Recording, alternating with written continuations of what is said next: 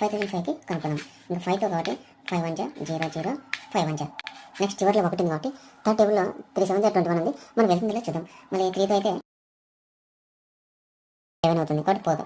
Next చివరిలో 1 ఉండేటువంటి table వచ్చేసి 7. చూద్దామా మరి 7తో పోతుందో లేదో. 7 1 7, 10లో 7 పోతే 3, అంటే 3 పక్కన ఇక్కడ 0 ఉంది కాబట్టి 30 అవుతుంది. 30 కంటే చిన్నది 28. సెవెంత్ టేబుల్లో 30 కంటే చిన్నది 28, అంటే 7 4 28. ఎంత మిగులుతుంది? 28 అంటే 30లో 28 పోతే 2 మిగులుతుంది, అంటే ఈ 2 అవతల పోతే 21. అప్పుడు 7 3 21. నెక్స్ట్ వచ్చేసి ఇంకా బాగా అబ్జర్వ్ చేస్తే మీరు 43 అనేది ఓన్లీ 11 టేబుల్లో మాత్రమే ఉందన్నమాట. అది ఎలా అనేది ఇప్పుడు చూద్దాము. 11 1 11, ఇక్కడ 11 పోతే 3 ఉంటుంది, అంటే 33.